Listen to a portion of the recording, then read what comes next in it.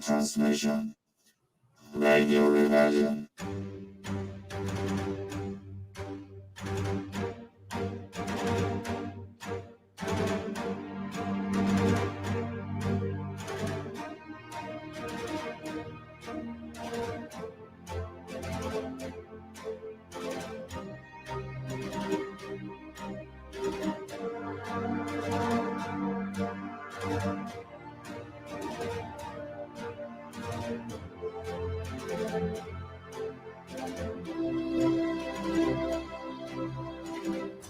Welcome to the Rebellion, another episode of Radio Rebellion, a Star Wars podcast. How are you guys doing today? It is Saturday, and it is a historic day today. Elections are finally over. We won't get into it, but it's over. We've all been waiting for results. We got them a few hours ago, so it's a historic day. We'll just leave it at that. So thank you guys for tuning in today to another podcast episode, YouTube episode of Radio Rebellion. I am your host, as always, Alberto Calderon, and you can see I got a new microphone setup. You can see it a little bit out there. So hopefully my audio is a little bit better than before, especially last week when we had all those issues. I have my backup camera set up, ready to go in case something happens. We won't let that happen again. So we are auto professionals here on Radio Rebellion. Not really, but we are going to have fun. We're going to be talking about that second episode of The Mandalorian Season 2, The Passenger. It was something. It can go both ways, so we'll see. And then we're continuing our series of Star Wars Rewind, where we revisit our Star Wars movies. And we are doing one of my favorite movies, Solo movie. I got my Chewbacca shirt, of course, representing today for Solo, a Star Wars story. Can't wait to talk about that movie. I love that movie so much. I'm sure you guys know if you follow me here on Twitter, Instagram, on the podcast, everywhere. You know, I love Solo. Every time I get a chance to talk about Solo, I jump on it. So we're going to be doing that today. As always, make sure if you're watching this on the live shows, thank you for taking the time today and joining us. Give us a thumbs up if you like this video. If you don't like it, just keep going. You don't need to hit that thumbs down. You can if you want. I'm not going to tell you not to. But if you really doesn't, just change the channel. Come back to another episode that you might like. Subscribe if you're not subscribed yet. And make sure that you leave us a comment. If you're watching this on the replay later on, if you watch the live show, you love this so much, you have a question for us that you didn't get a chance to ask during the live show, then just leave it on the comments. I'll do my best to answer it. And if you're listening to this later on the audio podcast, then make sure to also follow us over there, leave a rate, review us, 5 stars, 4 stars, whatever, and follow us on Twitter and Instagram at Radio Rebel Pod. Whew. All right. So like I said, we're going to be talking about The Mandalorian Season 2, Episode 2, and also doing our rewind on Solo. And fittingly, my wife gave me this the other day, I think on Thursday, some sabacc-shaped playing cards. So very nice. I gotta do some games one day here, do some trivia or something. So sabacc, just in time for Solo. All right, let me put this away because I don't want to lose them because I do like them very much. The design is very cool. Sabacc or Sobak, depending if you're Solo or a scrum rat from Corellia or a high-class gambler like Lando. And I can't close the box. There it goes. It is closed. So thank you guys for being here. Let me say hi to a few people out there. Mr. Res, how you doing, Mr. Res? Of course. Hashtag make Solo 2 happen. We're going to do our best. Playing some Sabacc, talking about Solo, Chewie, Han, Lady Proxima, Suma Verminoth, everyone. Make Solo 2 happen. On our good friend, the Kowakian Monkey Lizard himself, Salacious Rum. Good evening from the Kowakian Monkey Lizard Army. Thanks for joining us, Salacious. All right, so it's a lot to talk about today. So only 2 things, but there's a lot that we're going to be covering. So let's get on it. So if you guys are ready, I'm ready. Let's talk Star Wars. So this week in Mando reviews. So yes, we got our second episode of Season 2 of The Mandalorian. And if you follow all the leakers and people that break news out there, for some reason, a lot of us thought that yesterday's episode was actually titled "The Confrontation," which led to a lot of confusion, at least on my part, because last week we found out that my friend back there, Boba Fett, is alive. He came back. So if you saw our show last week, we were all on the boat that this last episode was gonna be the confrontation. Boba Fett is gonna go head to head with Din Djarin. He's gonna go find Cobb Vanth. He wants his armor back. That's gonna happen this week. So I was ready for it, and then that wasn't it, which is fine. Hopefully it happens later. It's not just a cameo for Boba Fett. I think we're gonna see him later. But so it helped my viewing of this episode, because once I saw that they left Tatooine and Boba Fett wasn't there, I was okay. It's not what I expected, which is always good.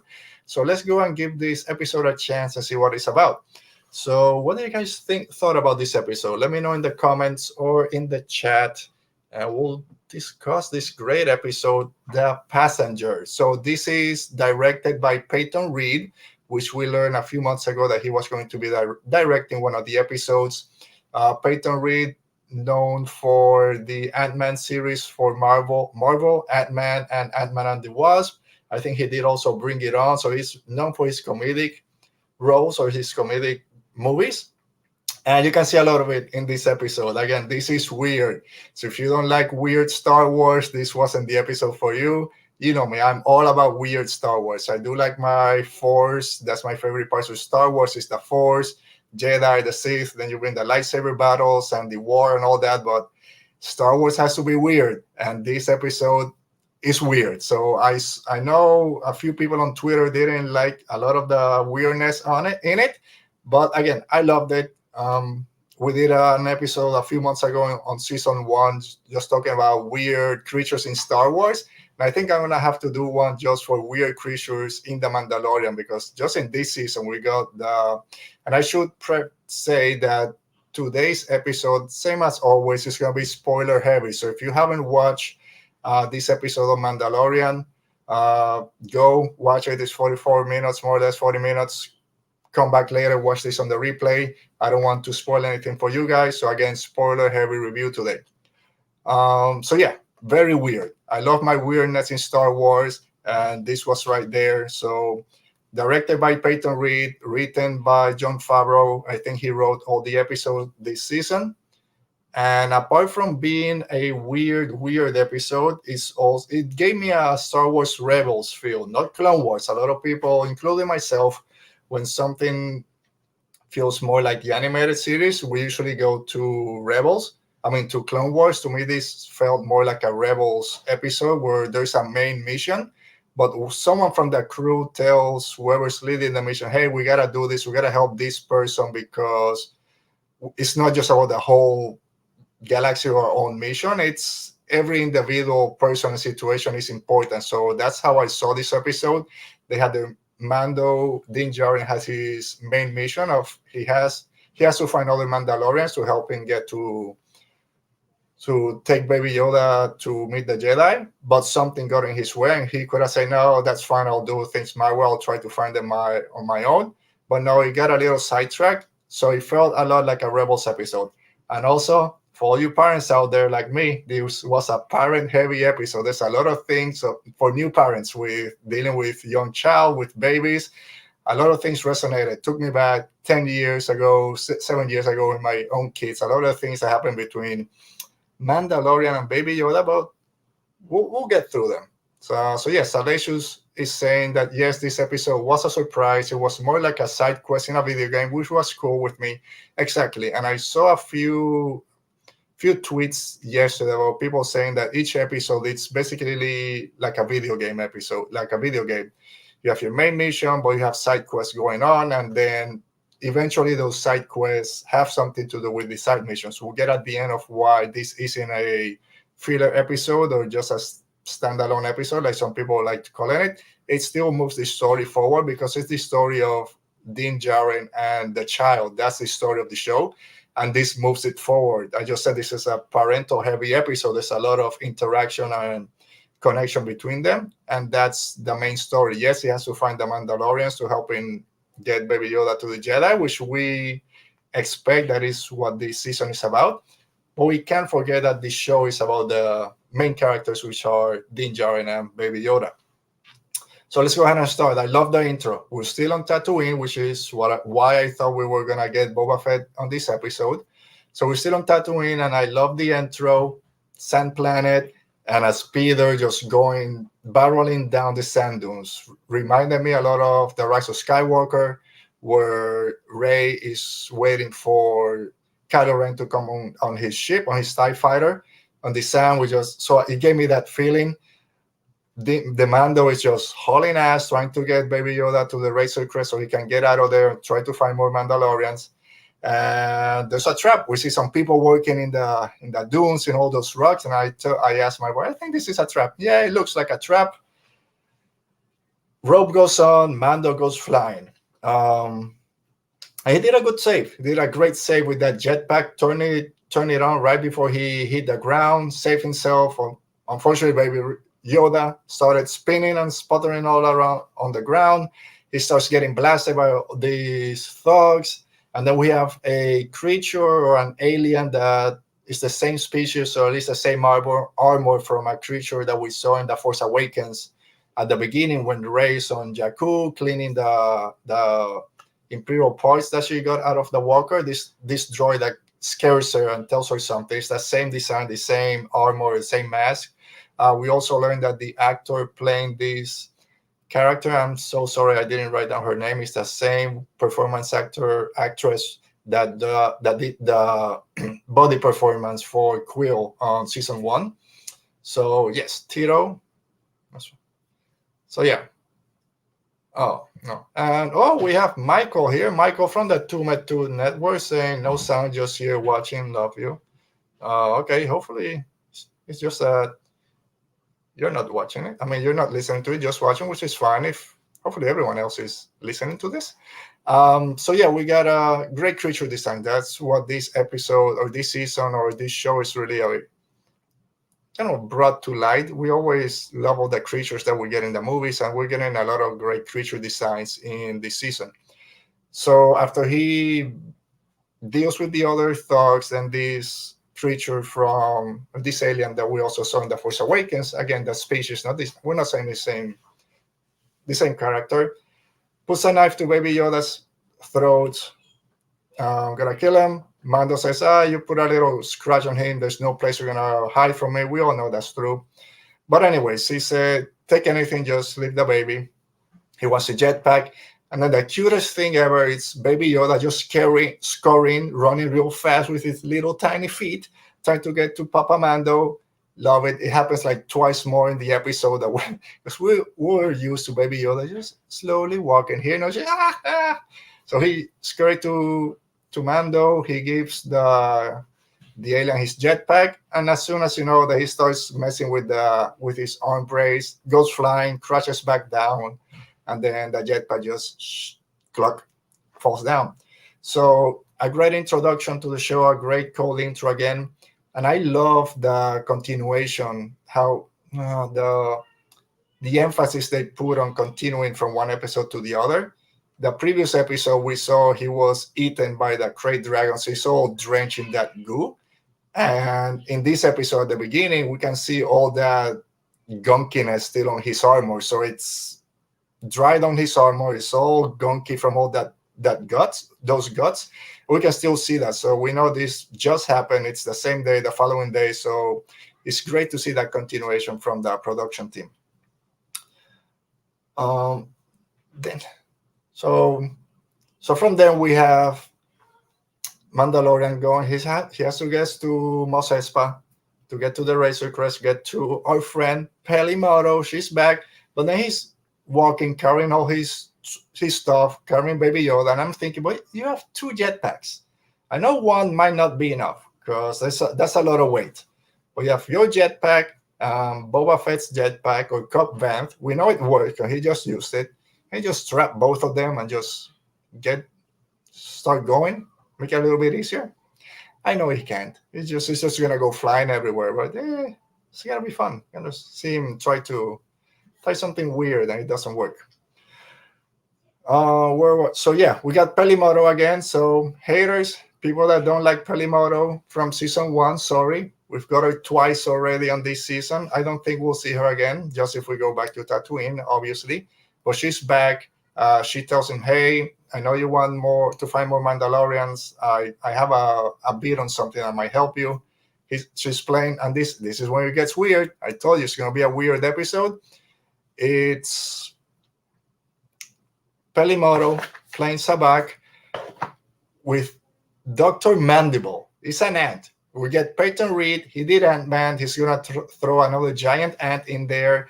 And that's when you start, okay, this is going to be a different episode. It's going to be a weird episode. We got an ant playing Sabak. Then this goes to, just to go with the story, she says, he knows where to find more Mandalorians, but you have to do something.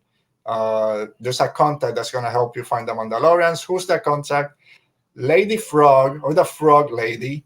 Again, more weirdness in Star Wars. If you don't like weird creatures being front and center in Star Wars, again, you're just not going to like this episode. We got the ants, we got the Frog Lady, and it brought me back, and I'm thankful that I'm talking about Solo today because it reminded me of Fort Yipso on Solo, where Han meets Lando for the first time. They're playing Sabak with Therm, Scissor Punch, the guy with 6 eyes, all those weird creatures. Dr. Mandible and Frog Lady fit perfect in that scene, so I love that these two are connected. At least on my head, for today's episode, those are connected. I told you guys last week, what is Mando gonna do with all that great dragon meat? He has no fridge, there's no place to store it. And what happens as soon as he told Peli, hey, I just killed that great dragon for the armor. Oh, where's that meat? Let's cook it. So yeah, a lot of food, a lot of great dragon steaks were eaten that night. So yeah, again, good to see that it's not just, hey, we just got a piece of dragon meat and that's it. It continued to this episode and we saw it being used. Let me say hi to a friend of ours, Kat Vader Girl 28. Kat, thanks for joining us. As always, thank you for taking the time on this Saturday for being here with us. Hope you enjoy Mandalorian episode 2 last night, or whenever you watch it last night, early in the day, this morning, whenever. I hope you're doing well. We got a little injury a few days ago. Hope you're doing well. So yes. So then Peli tells, hey, this is our contact, Frog Lady. You got to take her and her eggs to this planet to meet her husband because this is her last brood, her last eggs, and she needs to get out of here. And Mando's like, hey, I'm not a taxi service. Hey, you want help? This is what you need to do. And they're going to the estuary moon on Trask. So a new planet. So for all you canon junkies out there, we have a new planet in Star Wars, this estuary moon on Trask on the system of Cole Ivan, which I saw someone say, I don't know if this is the Cole Ivan system or the ice planet we get later. It's the same planet that we saw on season 1 premiere when we met Mandalorian. They said it's the same planet. So maybe we're revisiting some of the planets we've seen already. And then one of the cool things that we learn here is when she tells Mando that she's going to help him find another Mandalorian, they said it's a Mandalorian covert. So we've always thought that it's just one Mandalorian that he's going to find. No, it's a whole covert. He asks if it's the same one that left Navarro where he was before. They don't know. So it's cool to know that we might start seeing different coverts of Mandalorians, might have different beliefs. All this about, we've talked before, why doesn't the covert that Mando belongs to remove their helmet? This is the way, right? But we also know from Rebels and from Clone Wars and Sabine and all those and Bo-Katan, they do take their helmets off. Is it different coverts have different views of it? So that will be very interesting if he finds a different covert out there. And then they leave. So he gets Baby Yoda. And Baby Yoda is eyeing those eggs. When Frog Lady comes with her backpack full of eggs, Baby Yoda's like, want me some eggs. It's like that meme of the guy coming from behind that tree. I'm looking. I want it. There was Baby Yoda looking at those eggs. I can't wait to get my hands on some eggs. So yeah. So then they get on the Razor Crest. They go to trash. They can't go hyperspace because the eggs won't survive. They get a trouble sublight. He doesn't like it because that's the only way he's been alive or kept safe is just by traveling fast. It really can go slow, but there's no other way around it.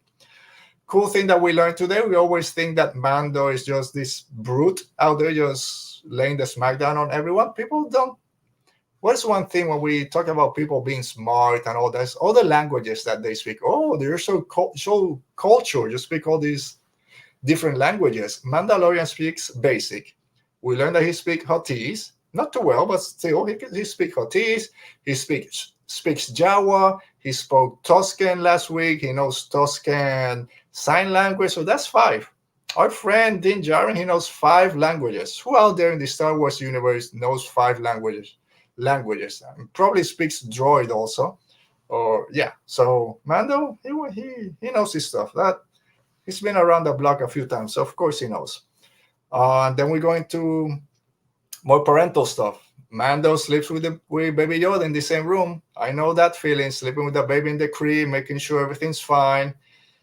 He's there, and we've all been there. Hey, let's go take a nap, baby. And then all of a sudden, you fall asleep also. You think you close your eyes for 2 minutes. It's been 2 hours, and you're woken up by a loud bang on an alarm like Mando was just woken up. I just dozed off. Alarms going off everywhere. Frog ladies yelling and screaming. And what's going on? X-Wings. Love saving my... Oh, sorry. Before then, he wakes up. No baby. Again, as a parent, you wake up from a nap. Your son or your daughter's not there. You freak out.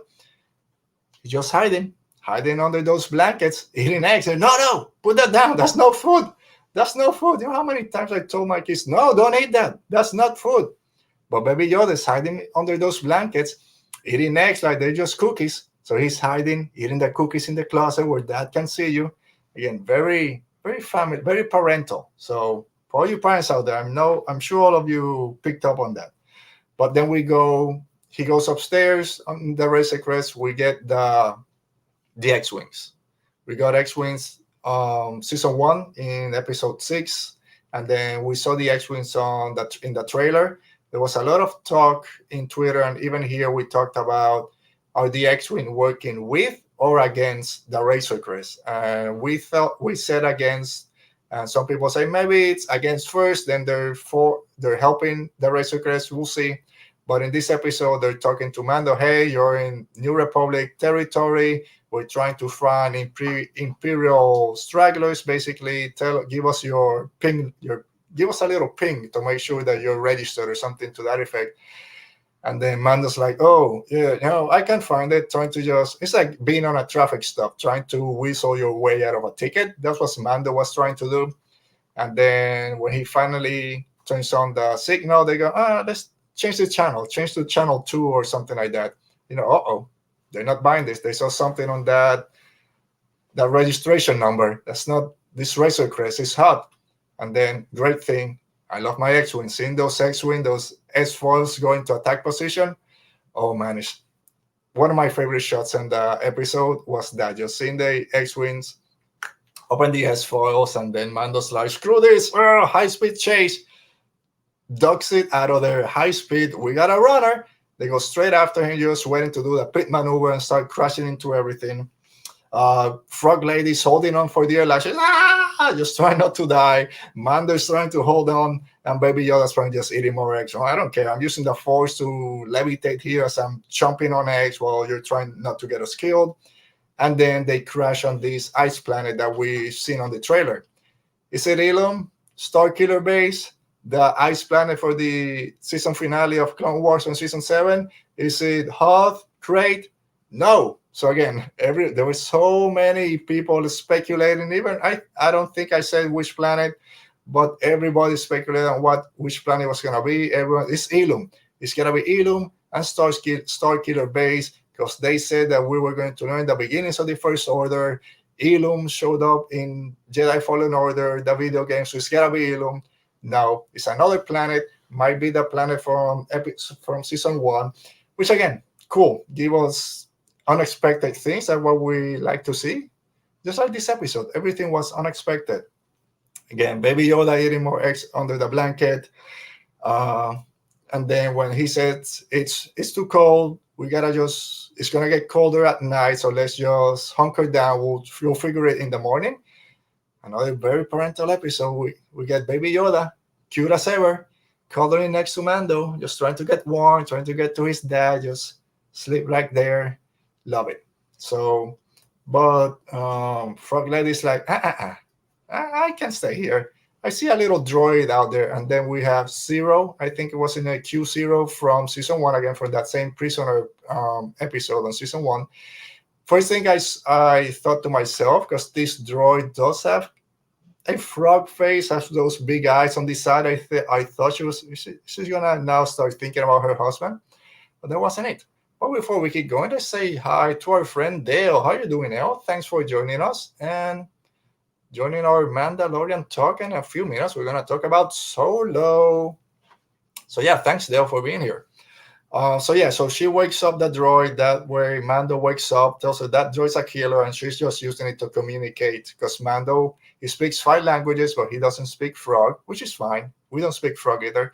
I'm gonna say that's one thing I didn't like about the episode was Peli Motto speaking Frog to the Frog lady. Some other things, okay, just speak basic and just say that you understand her. Wasn't needed on my end, but again, it's 15 seconds, so it really doesn't matter too much.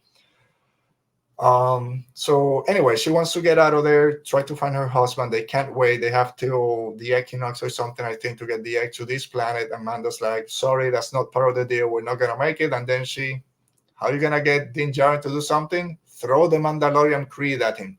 I thought Mandalorians kept their word, or is that just stories we tell children?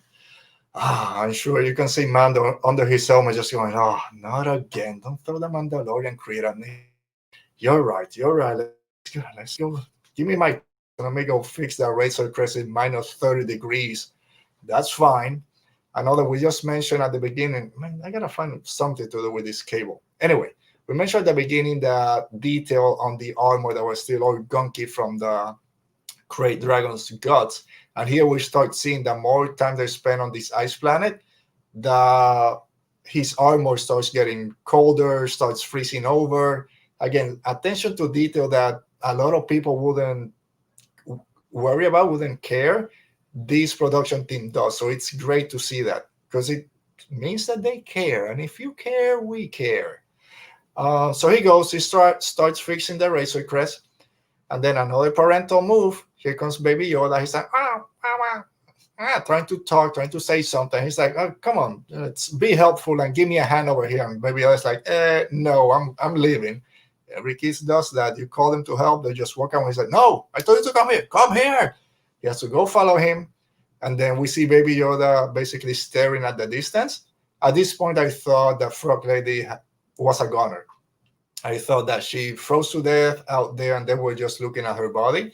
And then that Mando was going to basically finish her mission for her of taking the eggs to the father. But no, Baby Yoda shows Din Djarin the steps on the snow. They gotta go find Frog Lady, and she's not dead.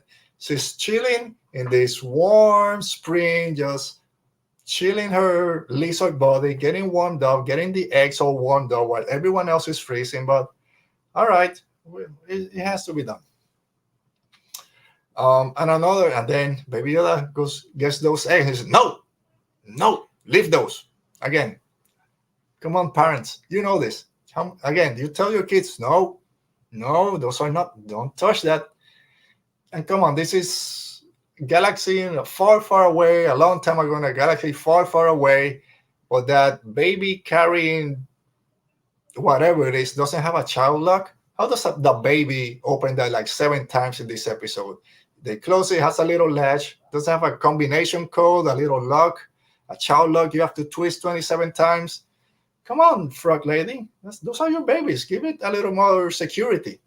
But anyway, so Baby Yoda doesn't eat those eggs. He starts walking and he sees these protuberance coming out of the ground. And I'm like, oh no, here we go. I know what this is. This is aliens. We all seen it. We know what's gonna happen.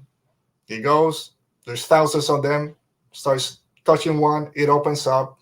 And I guess Baby Yoda eats whatever he can get his hands on, like a kid.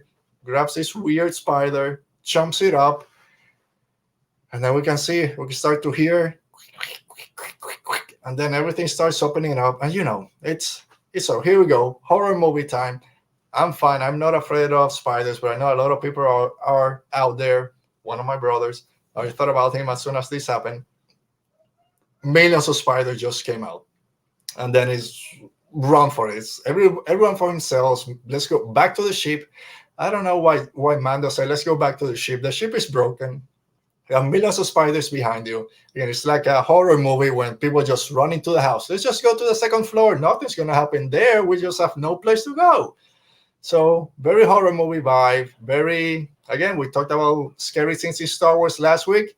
This one makes the cut, especially if you're a arachnophobe. So just starts gun on it for the Razor Crest, and then you know what's coming.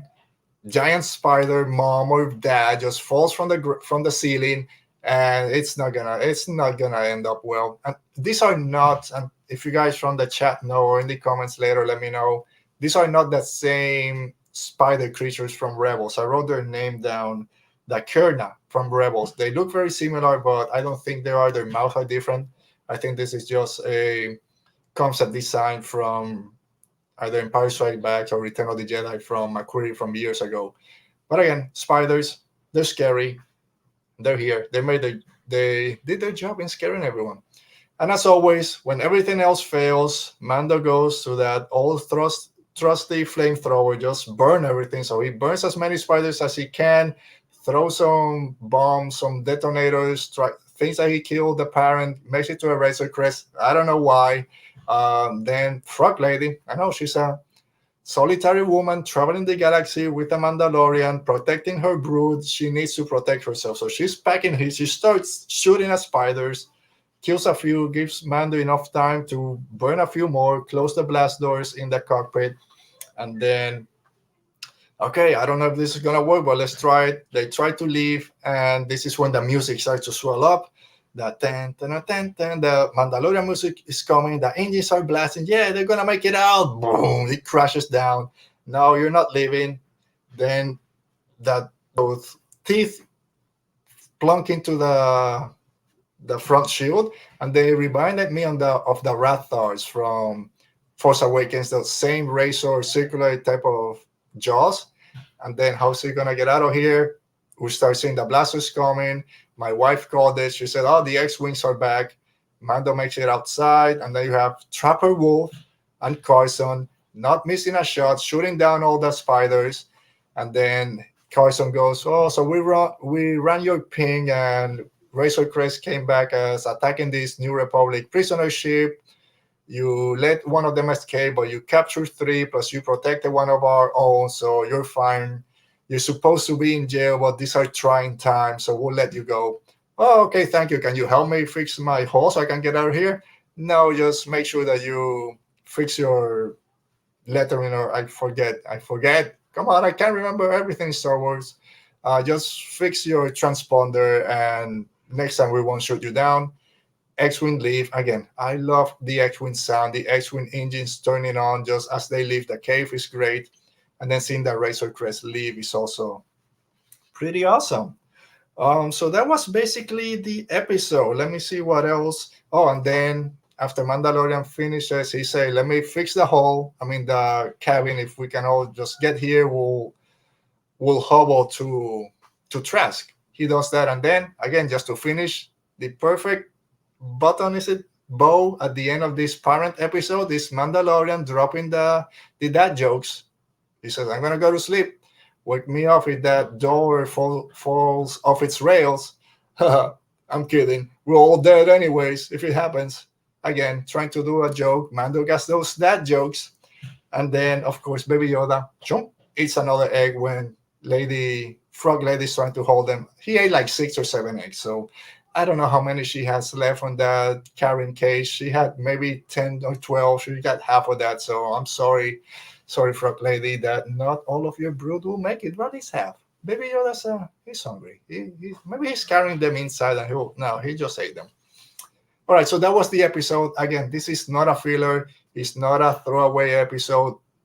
Couple of reasons I mentioned some at the beginning, but this episode or this story isn't over. This continues next week. We know Filoni, we know Favreau. Nothing is just throwaway. If this was just a single episode, again, like Salacious mentioned, it's like a video game. It's a side quest, but this isn't over. It continues on to next week.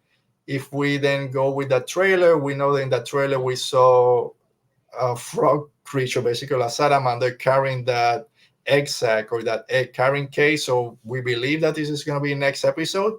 It's going to be then the one with the boat in this other water planet with all the not the Mon Calamari, I forgot the name of the other species. Anyway, so I think that's it that we're going to get next week is that episode that we saw in the trailer. It continues the story of Frog Lady, and it continues to be weirdness in Star Wars that everyone in this show loves. So hope you guys liked it. I know I enjoyed it. Again, I thought it was going to be something else. I thought we were getting Boba Fett, but we actually got Frog Lady and Dr. Mandible, which again, it's great. Just give us all weirdness in Star Wars. We learn more about Mandalorian, Din Djarin, how much he cares for Baby Yoda. We know this, but that relationship is still growing. And again, it was pretty awesome. So hopefully you guys liked it also. So let me know again in the chat, in the comments, on Twitter. Let me know what you guys thought about this episode. And if that wasn't enough of me talking about this episode, make sure to join me later today. I think it's going to be at 8:30. It was going to be at 8. But actually, let me edit this real quick. With everything that's going on in the real world today, this changed to 8:30 p.m. Eastern. So later on today, in about an hour, 2 hours, 3 hours actually, we're going to be joining Geeky Waffle, Maggie from the Star Wars Friends Show, the roundtable that they do every week discussing Mandalorian. We're going to be part of that roundtable. We have Brian from Pink Milk, Gus from Triad of the Force, more people from Geeky Waffle. There's going to be like 8 of us talking about this episode. Again, it's just so weird, all the things that happen. So make sure to join us today. I'll try to put that link in the description. If not, make sure you're following us on Twitter. We'll put it out there. Also on the Geeky Waffle Network YouTube channel, you'll see us there. So yeah, it's going to be awesome. Ooh, let me take a drink of my water as we continue today's show. So that's it for Mandalorian. Can't wait for next week. Loving that the episodes are a little bit longer. The premiere was 50 some minutes, 51. This was yesterday was about 42 to 43 minutes. So yes, it's better than the 30 something minutes we were getting before, but it's gonna be great. Do we need a Monkey Lisa representative? Oh, you can be there in the chat. We'll love having you. You have to talk to them to see when they can get you. They're doing those roundtables every week. They're still trying to find guests for some of the later episodes, so you can always shout out to them, see what happens. They'll get you there. We'll get you here one day, probably next season. I'm trying to finish all my rewinds of the Star Wars movie. Then we'll take a break at the end of the year and come back with season 3 of Radio Rebellion. We'll try to get Salacious around some Kawaki Monkey Lizards on Radio Rebellion next season. That's going to be great. So if you want, we'll start chatting. Kawaki, we'll get it done. All right. So with that, let's go to Star Wars Rewind. Bam, bada, bam, bam. I got to find a theme music for Star Wars Rewind. And today we're talking about Solo, a Star Wars story. Here we go. We're back at it. I'll say it. This is my comfort Star Wars movie. I'm sorry, I gotta do something. I'm gonna be talking Solo. I gotta get on. There we go. There's my Solo jacket. Hopefully you guys can see it. I know it's a little bit dark in here, but it doesn't matter. I gotta get. There we go. Now we can talk about Solo. I got my Solo jacket. I got my Han Solo driving gloves for when I get the Falcon here. There we go. We can talk about Solo, a Star Wars story. I love this movie so much. There's, like I said, this is my comfort Star Wars movie. I can watch this movie every day. Probably not. That's too much. But it's not my favorite. It's not my favorite Star Wars movie. I know there are better Star Wars movie out there. I know some of the Star Wars movie that a lot of people love or don't love. All the controversy. I know those movies are better. It doesn't matter. This movie makes me smile, makes me so happy, makes Solo 2 happen, movie, TV show. Just follow this story. I need to see something more about it. Look at oh my goodness. I love Solo so much. So let's go. I gotta start talking because if not, we'll be here for an extra 2 hours and I gotta make the other roundtable later. All right. So as always, let's start with the trailer. So this Solo ran into the problem of there were a lot of behind the scenes issues. It was like what 60 or 70% done. It was already shot, and then they changed directors. They went with Ron Howard. Well, probably 5 months before the movie came out, they changed directors. They had to reshoot a lot of it, so we didn't get the trailer till about 3 or 4 months before the actual movie came out. I think that teaser trailer that we saw first was from the first recording that they had done, not the when they do the reshots. So anyway, trailer, the teaser trailer is great. We have a lot of those click sounds from the Millennium Falcon, click, click, click. The music, kang, gang, tick, tick, tick, tick, tick, tick, kang, kang. So it's no, sorry, that's on the trailer. It's a different type of music. We have all the clicks from the Millennium Falcon. Let me do it with this hand so you can see my glove. We then have Han Solo doing the voiceover. Oh, I'm gonna be a pilot, the best in the galaxy. We see the Millennium Falcon all cleaned up for the first time. The interior, we see all the white, and we start going crazy. What's all this? That's Lando. You know, Lando's gonna have it printed out, and we see Enfys Nest for the first time in jumping into the conveyors, the train. So that was our introduction to Enfys Nest. We didn't know who that character was. Is this the new bad in the movie? Just a great design, that shield that she had. So again, great teaser trailer. Then we have the actual trailer drop, and we have the trailer in during the Super Bowl, which was like a 50-second spot, but then the actual trailer a few weeks later, or the next day, I think, on Good Morning America. Again, that's in February. This movie came out in May, so the official trailer is like 3 months before the movie comes out, and that never happens. But anyway, trailer comes. There we have the Western vibe. We had 10, 10, 10. All these shots between the legs when they're playing sabacc. We see the holster when they meet Enfys Nest on Savareen. Then we have Lando saying everything you've heard about me is true. Again, great line, great delivery. We see Chewbacca with another Wookie. It brought a lot of speculations again. Are we going to Kashyyyk? Is that his wife? Are we going to meet Lumpy? What's going on? And then we have Chewbacca saying, turning all the lights in the Falcon, and Han going, since when do you know how to fly? Whoa, whoa, whoa. You're 190 years old? You look great. Again, awesome. Great trailer. Got me very pumped for the movie. And that was it. Then we just had to wait a few more months and we went into the movie.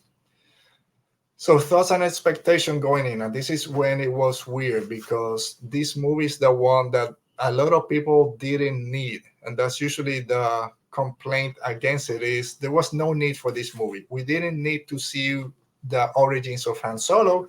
And I'll agree, if this movie never came out, I wouldn't be asking for a Solo movie. So, but I don't care when they mention, hey, there's a Solo movie coming. Again, it's Star Wars. I want to watch it. So at that point, I was ready to go. But a lot of people were, it's unnecessary. We like the mystery. Just meet him in the cantina with his feet up. That's what we wanted to see. But for me, I was ready for it. I was a little bit hesitant, apprehensive, because again, Han Solo, you gotta make sure you don't mess up the character. But for me, it wasn't a problem.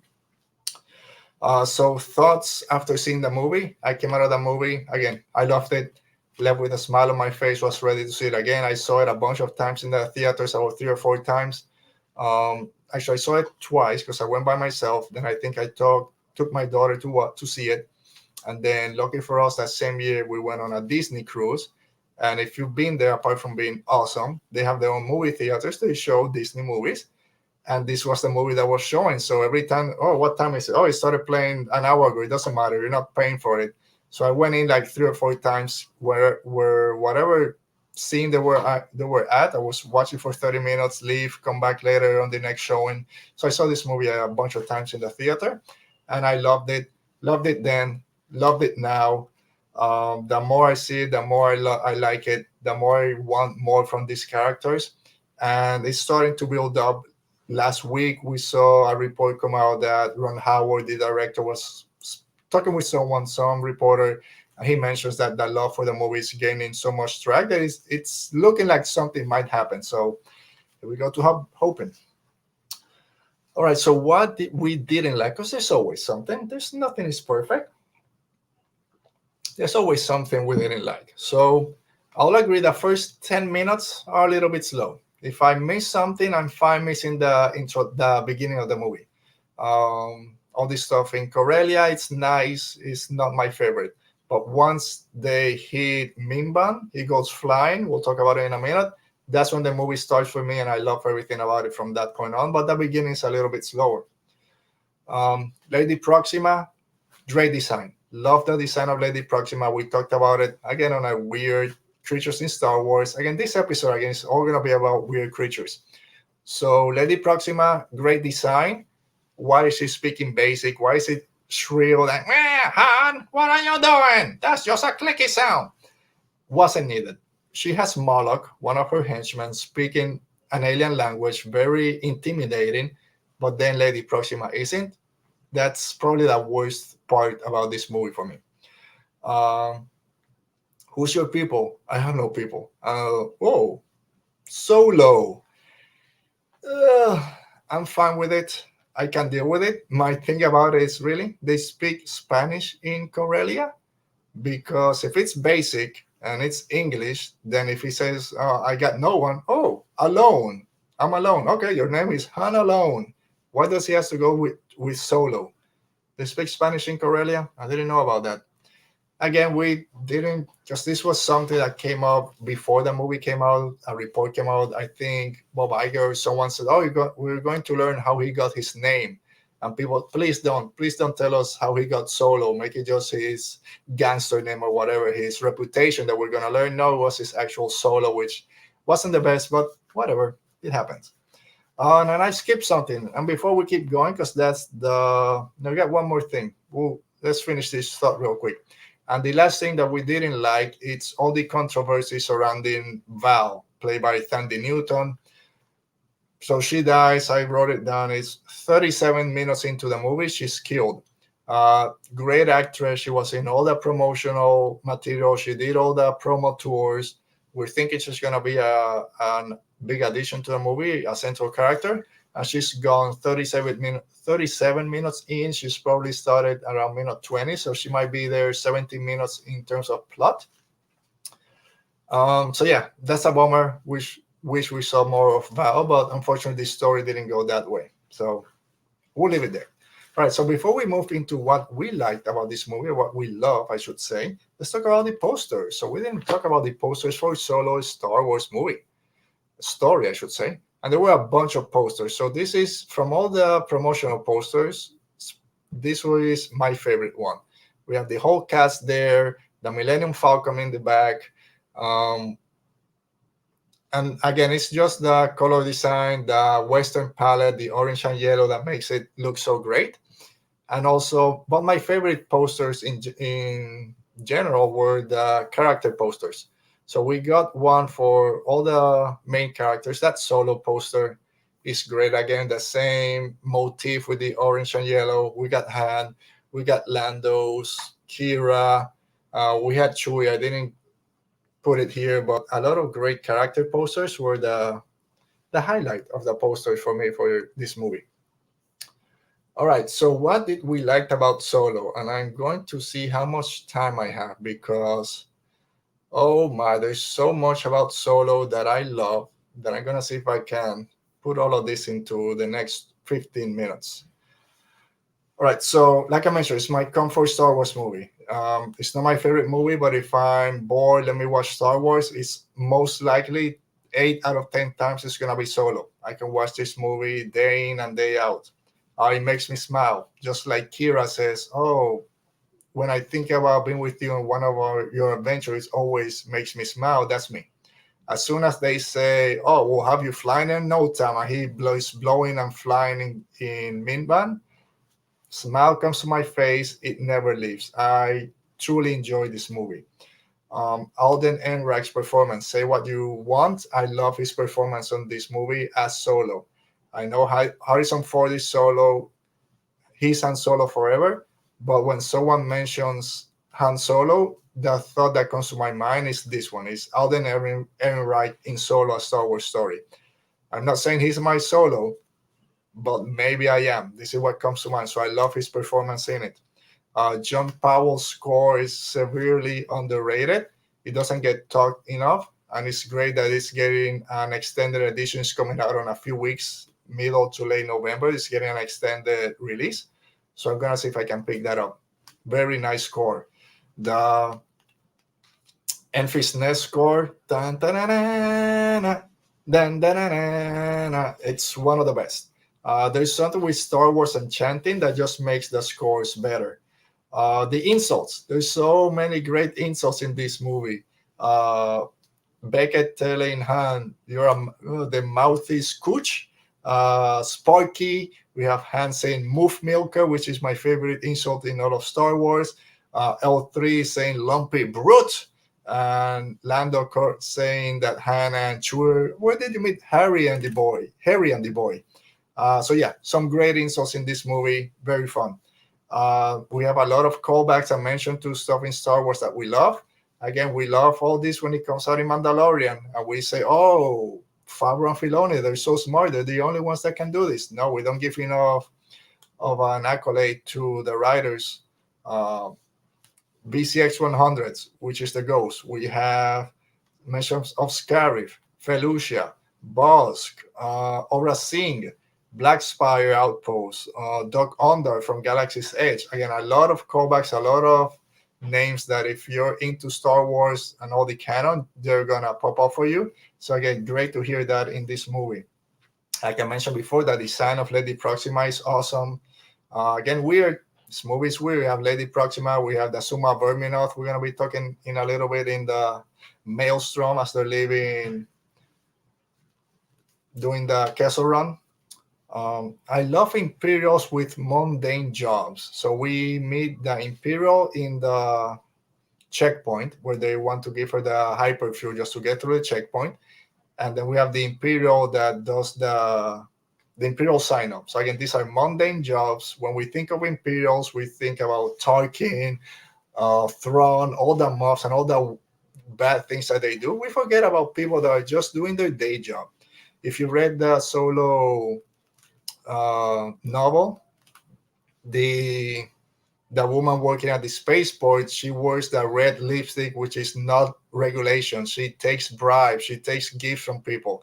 So she's just someone doing their job, trying their best to go through their lives. And she just does a little bit each day, trying to step over the line without people really noticing. So I love seeing that side of the Empire. I felt the connection between Kira and Solo when they are separated, when she's taken and that door closed and he's just, "I'll come back, Kira, I'll come back." I felt it. I was worrying when the movie started. Am I gonna feel it? Because I know it's Han Solo and Leia. That's the love story. Am I gonna feel the connection between him and Kira? And I felt it at that moment. And of course, we got the famous dice, which I don't have here right now, the gold dice which I have in my car, as you always should if you have your own Han Solo dice. What else? Like I mentioned, we'll have you flying in no time. Goes flying, lands in Minban. Everything's red and orange. There's a war going on, and then the Imperial March starts. Dan, dan, dan, dan. For some reason, I thought that Darth Vader was going to show up. We have that Walker kind of fall down and start walking. I thought it was going to be Vader just, "Come on, troops, we're finishing the fight." Just a 2-second shot. It didn't happen. That's fine. Would be a Totally different movie, but it's fine. Um, Again, we have here when they're rounding out the troops and they say, okay, we gotta eliminate the hostiles. And then Han goes, this third planet, where the hostiles? Again, we talked about this last week when we were doing our review of the Mandalorian and the Tusken Raiders. This third planet, they're the native to the planet. We see it here again. It's their planet, we're the hostiles. So really, who are we liberating? So I love seeing that. Again, that's stuff that might be just a quick comment in a movie, but if you start thinking about it, it has a lot of connotation and a lot of deeper meanings that we should really think about. We think it's Star Wars, it's a different galaxy, it's space cowboys and stuff, but there's still a lot of important stuff on those movies. There's a beast. So when they throw Han into the beast, I heard the beast, I saw where he fell, I saw the chain, I thought it's a rancor. We're doing our throwback to Return of the Jedi. We're getting a rancor. And no, it's Chewbacca, all from Chewie, all drenched in mud. So I love the introduction of Han and Chewie. And that's my favorite part of the movie is the Han and Chewbacca relationship. Again, that's what matters. That's what a lot of us wanted to see. And I love seeing that interaction from between them and how it grew. And then it leads us to found family, how important found family is in Star Wars. And it starts in the campfire scene. So they have their plan for the convex, this job that we're doing. We have these two new guys with us. And then everyone starts talking about the campfire. Why are they doing this? And everyone's telling their stories. I'm doing this for Kira. Yeah, there's a girl. I gotta go back to Corellia. I gotta find her. And then Chewbacca saying why he's doing this, or I don't know if he said tribe or family. What's the difference? Again, it's found family, and then we have a found family here. We got a couple. Han and Chewie, of course, is the most important found family in there. We have Han finding a family with Beckett's crew, and then that relationship that falls apart, but then he still has Chewbacca to help him out. Kira, unfortunately, other hand, with Crimson Dawn is her found family. The only way she could have made it out of Lady Proxima's grasp and from Corellia was joining this other gang, and she's still in it. No one's free in this movie. A lot of people think that they're free, and they're not. And yeah, like Dale is saying, solo Star Wars story. We didn't know we needed it until it happened. 100% agree. We needed this movie. Enfys Nest, one of my favorite designs. I love the sound. I mean, the music theme, the Cloud Riders, the surprise at the end of this young woman, then saying, "No, the same as if my mother was still wearing the mask," and everything that comes behind it. In the solo novelization, at the end, she meets with Saw Gerrera, a young Jean Erso trying to start the rebellion. Again, it's so much with Enfys Nest that I hope we see in the Cassian Andor series. She has to show up. We gotta see that scene. Saw Gerrera, Enfys Nest, and Mon Mothma need to have a scene together. That would be the best. What else? There's so much I love about this movie. I don't want to skip anything. Dryden Voss. I've talked about Dryden Voss forever. I did a show with Wannabe Jedi podcast about why Dryden Voss is one of the most underrated villains in Star Wars. He does this is my opinion, sorry out there, he does Canto Bite better than Canto Bite. His yacht, he has all the Imperial. He says, he's dealing with a regional governor. He has the scum, he has the Imperials, everyone's having a party. It doesn't matter. So all the rich and famous are there, the singers, dancers. He does Canto Bite better than Canto Bite in my eyes. I love how intimidating he is for Beckett, for Han, for Kira. When he calls Beckett, you can see Kira's face change. She has just met Han Solo again. They run into Beckett, and then we hear Dryden Voss in the back. Her face changes, like, oh crap, what's going to happen now? He doesn't mince words. The way he treats Beckett, I love that scene. I don't have time to go over it, but I love that scene in the first light. Tell me, how are you going to make it up? No. Why, but how? How are you going to make it up to me? Well, I guess we're all out of options. You're all going to die. So I love that scene. That's one of my favorite scenes. So, like I said, my favorite thing about the movie is Han and Chewie's relationship. Some of my favorite scenes are everything with Dryden Voss in his yacht when they're planning the heist. And then at the end, also that fight, right before the fight breaks out. But that interaction is there because Dryden is not, he doesn't care. He's, you don't have what I want. There's no way of saving face. You're just gonna die. But then they figured it out, and we should do this again. It was fun. Not for them. Then we go to Fort Ipso. We meet Lando, and great portrayal by Donald Glover. And I'll say this: I said it when talking about Revenge of the Sith. How it's my one of my favorite movies. A lot of great things about Revenge of the Sith, but the opera scene isn't my favorite scene in the movie, and I know it is for a lot of people. I love Donald Glover's performance here and his portrayal of Lando.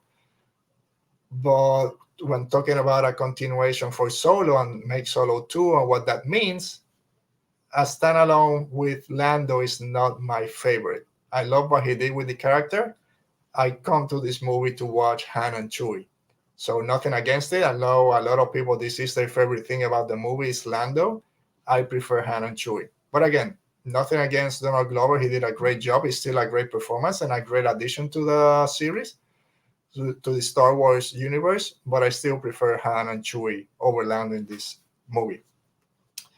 The Sabacc game is great. I don't play cards, I don't play poker, but I love seeing poker games on movies, not the poker championships. Casino Royale, one of my favorite James Bond movies. All the casino scenes are great, all the poker scenes are great. So both Sabacc scenes are some of my favorite scenes also in the movie. You just get that relationship between Han and Lando trying to start building. So I love those scenes so much. I love when Han Solo sees the Falcon for the first time. He said, "He's probably get a piece of junk," and then his eyes go wide. He sees the Falcon, and at that point, he's no, she belongs with me. So love seeing that. Han's face when they jump to hyperspace for the first time. Come on, it's just a jump to hyperspace. What is so complicated? No, you don't want to crash into 20 different things. Put your pinky on the yoke. They do their little salute, which I love. L3 and Lando. And then go to hyperspace and Han's face just wonder. I love that scene. Again, that's us, just how we would react if we were going to hyperspace for the first time. I love that L3. I don't know why people don't talk about L3 as much when they're talking about favorite droids. I love, because a lot of people could say that she's annoying, which I don't. I think this, again, might be just sexism because it's a female droid. People didn't say this about K2, although people then do compare her to K2. It's just a female version, and it's not. They're totally different. K2 is still a droid that just doesn't have a filter. Is if C-3PO wasn't programmed for etiquette, that's K2. But he's still a droid and acts like a droid. K2 is a person. Her personality is that of a person that has been oppressed and wants freedom for herself and for all droids. So there are two very different characters.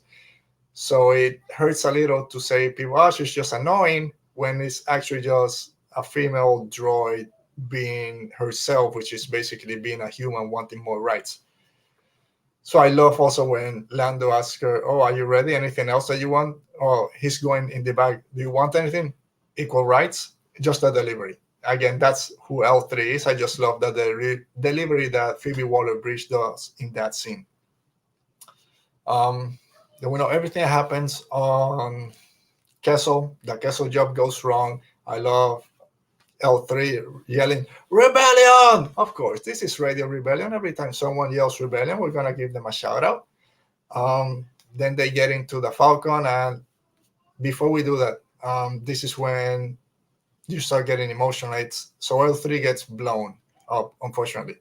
Then Lando goes to save her. He gets shot. Then Han has to go save her and then save them. And this is when Chewie says, "I can't go with Sagway and with the other Wookiees. This is what I wanted. Find my family, find my tribe, liberate all the Wookiees that the Empire has imprisoned. But on the other hand, I have Han, this person that saved me, risking his life to save someone that he really doesn't care that much about." This is what I think. I just thought about this a few days ago watching this movie. I might be completely wrong. That's fine. Where the life that comes into it. We always think, Han Solo saved Chewbacca. So he owes him a life debt, and that's why they're always together. Watching this movie, I started thinking that Chewie sees at that point that Han Solo is the good guy, right? He doesn't want to believe he's the good guy, but he's gonna risk his life to. Oh, come on! Now I see what's going on. My microphone is not connected. So let me try this again. Oops. All right, is that better? Can you guys hear me a little bit better now? Hopefully. Let me know if not. I'll disconnect it again. Anyway, let me just disconnect it. We'll finish the show this way. So we have Chewbacca at that point say, I have to stay with him because he's gonna die if I'm not there to save him. Just he's gonna die trying to save someone else or doing something crazy if I'm not there to help him. So Chewbacca at that point said, screw it, I'm helping him. I'm gonna go help him. He goes, picks all three of them up, takes them to the Falcon, and then Han gets his opportunity. He jumps into the Falcon cockpit, looks at the controls for 2 seconds, smiles, and he's ready to go. So I love seeing Han jump flying the Falcon for the first time. I love seeing Chewie jump in there into the co-pilot seat and fly for the first time with them. Just that look on their face, the music, that Millennium Falcon music starts kicking up. It's when we learn that Chewbacca knows how to fly, and he's been flying. I mean, he's 190 years old. You look great. Love all that. I love the Castle Run. I know it's not an actual race, but I love everything about it. Again, it gets weird. We have the Suma Verminoth, that weird creature in the maelstrom. So love it. Love everything about the Castle Run. And they make it to Savareen, and then Han goes, you see that? We just made the Castle Run in 12 parsec. Chewbacca, oh, not if you round down, buddy. And again, no one cares about the Castle Run. No one cares how long it takes. It's just Han Solo. So we hear it here, talking about the 12 parsec. The guy doesn't care. In New Hope, haven't heard about the Millennium Falcon. Does the Castle Run in less than 12 parsecs? No one cares. Force Awakens, did the Castle Run in 14 parsec? 14, 12? No one cares. Just Han Solo cares about this record of the 12 parsecs. Doesn't matter. So I love that scene. We have a reversal of the I love you, I know, when Lando goes, I hate you, I know. Again, great delivery by both actors, and I love that scene. We go back to Dryden Voss after. Yeah, I didn't. So I connected it. I disconnected it again just to make sure it didn't. We're ending the show in the next 5 minutes, so I didn't want to throw anything off. Hopefully, it's still good enough for you guys to understand what I'm saying. Productions, there's always something. You think you're ready for a show and you don't plug in your mic, but hopefully that computer microphone is enough for this time. So next time we'll fix it. We'll fix it in post. Probably not. I love that Lando live streams the Calrissian Chronicles. And he's laying down on the Falcon when they were on Castle. So yeah, that's a little bit. Then the movie ends. There's the big twist at the end, which we saw coming, which is fine. We hear about Big Shot Gangster putting together a crew on Tatooine, which again, that's Jabba. That's what we want. We're going to Tatooine. See Han Solo and Chewbacca meet Jabba the Hutt. Our friend Boba Fett is probably there. That's what I want to see in a sequel. We have Maul come out, a great reveal. That's the big reveal in the movies. Darth Maul is alive. We saw him there. I didn't expect it. No spoilers. Glad, so happy this didn't leak. Seeing Darth Maul was great. And then at the end, we get the second Sabak game. He finally wins the Falcon. And then we have the great line that we all love. Punch it. Great hearing them say punch it again for the first time, the last time. Ooh, excuse me. I thought I had a gasking. Ooh, there we go. Sorry, excuse me about that. So again, Solo Star Wars Story is an extremely fun movie. I really love this movie. I can watch it almost every day. But it's also a very deep movie if you think about it. We mentioned a little bit about people being free. There's a lot behind of people really not being free in this movie. So we have Han Solo and Kira start being basically enslaved to Lady Proxima and in Corellia. And then we have Han Solo working with the Empire, so he's not free from the Empire. Chewbacca he's actually a prisoner of the Empire till he's safe. We have then Solo in Becca's crew, so he's still in debt to someone. Kira leaves Lady Proxima, kills Beckett. She can't leave Crimson Dawn. Darth Maul is there, so she can't run away. She tells Han it's not winning, just trying to stay alive the longest. I know more than you do. It's not that we're not free. No one's there is free. Then we have L3. She's fighting to free all the other droids, give them rights, be free, not be enslaved to humans, basically to organic overlords. And then what happens? She gets put into the Falcon, and then she's trapped there for the rest of her existence. So everything that she fought for, she was able to achieve that for others, but not for herself. So there's a lot of deep things in this movie that if you go surface wise, it's fine because it's extremely entertaining, but you can still find a lot of different levels underneath.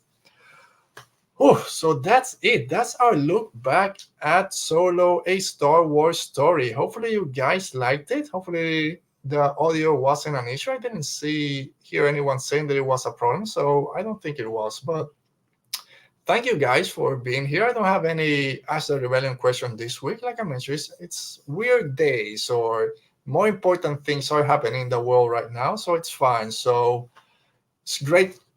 Thank you guys again for being here, Mr. Rez, Tony, Dale, Kat, Salacious Rom, Michael, everyone that took their time this afternoon to join us. Thank you guys for being here. Love chatting with you guys. Again, I'm going to be jumping with the Geeky Waffle Network in a couple of hours. Hopefully, I remember to connect my microphone in there.